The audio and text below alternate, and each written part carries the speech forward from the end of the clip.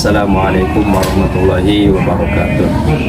Bismillah, alhamdulillah, wassalatu wassalamu ala rasulillah, la hawla wa la quwwata illa billah. Amma ba'd. Saudara-saudara yang senantiasa dirahmati oleh Allah Subhanahu wa ta'ala. Dalam tradisi Islam dikenal seorang waliullah, seorang sufi besar, namanya adalah Ibnu Arabi. Nama lengkapnya sebenarnya adalah Muhammad bin Ali bin Muhammad bin Ahmad bin Abdullah Al-Hatimi Al-Dhawi. Tetapi masyarakat kita atau orang Islam mengenal dengan nama Ibnu Arabi. Gelarnya cukup banyak dan yang paling terkenal itu adalah beliau digelari dengan Syekhul Akbar, Dr. Musimus. Namun juga ada yang memberikan gelar Muhyiddin, sehingga beliau sering disebut Muhyiddin Ibnu Arabi. Saudara-saudaraku yang senantiasa dirahmati oleh Allah Subhanahu wa ta'ala, Ibnu Arabi itu disami seorang sufi yang cukup terkenal, monumental, kontroversial juga. Namun diyakini Ibnu Arabi itu adalah seorang waliullah yang sangat mudah sekali mengalami ekstase, mengalami majnun, tersedot karena mencintai Allah. Dalam pengakuannya, karya besar Imam Ibnu Arabi yaitu nama kitabnya Fususul Hikam. Kemudian juga ada yang lebih terkenal namanya Futuhul Makkiyat. Dua kitab ini diakui yang Futuhul Makkiyat itu adalah kitab yang diberikan oleh Allah. Kemudian Fususul Hikam adalah kitab yang langsung didikte atau disampaikan oleh Nabi Muhammad SAW ketika Ibnu Arabi mengalami ekstase, mengalami majnun. Ibnu Arabi dikenal sebagai seorang sufi yang sangat kuat sekali spiritualnya, namun juga Ibnu Arabi sebagai seorang sufi yang sangat kuat sekali intelektualnya.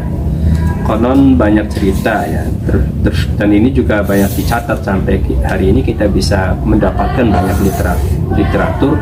Ibnu Arabi itu dalam usia 15 tahun itu dapat mengalahkan Ibnu Rushd, yang pada waktu itu Ibnu Rushd sudah menjadi seorang intelektual kondang di dinasti Andalusia pada waktu itu. Padahal waktu itu Ibnu Arabi masih usia 15 tahun. Nah, Ibnu Rushd mengakui kehebatan Ibnu Arabi. Nah, ini kita bisa menyimpulkan bahwa Ibnu Arabi di samping seorang yang sufi, seorang waliullah yang memiliki tingkat spiritualitas yang tinggi, tapi juga memiliki intelektualitas yang hebat. Buktinya bisa mengalahkan seorang intelektual, Ibnu Rushd.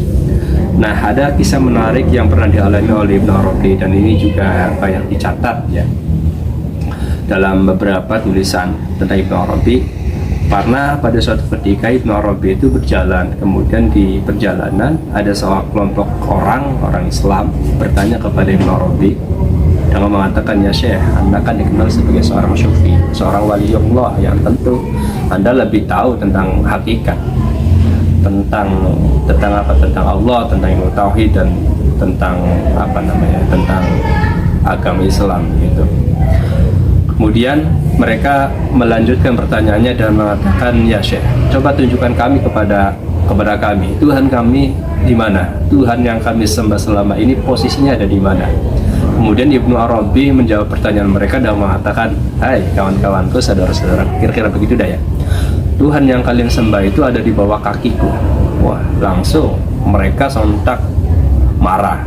Kenapa marah? Ya tentu bagi mereka Ibnu Arabi itu memberikan jawaban yang tidak sesuai, dan tentunya bagi mereka mengatakan itu sudah menistayakan, sudah melecehkan agama yang mereka anut, sudah melecehkan Tuhan yang mereka sembah.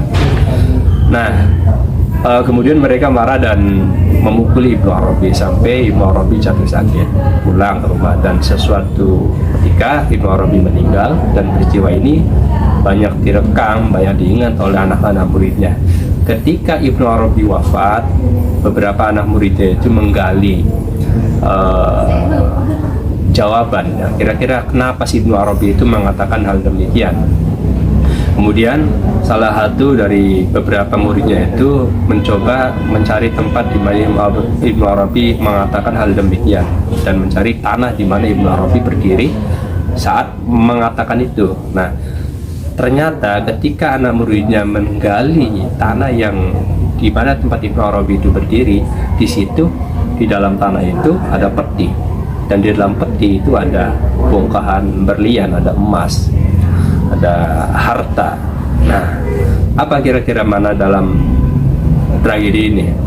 Di situ Ibnu Arabi pengen menunjukkan kepada mereka ya, dan khususnya dan umumnya pada kita semua, bahwa mereka yang disembah-sembah atau mereka itu sebenarnya menyembah bukan menyembah Allah, tetapi menyembah harta, menyembah emas.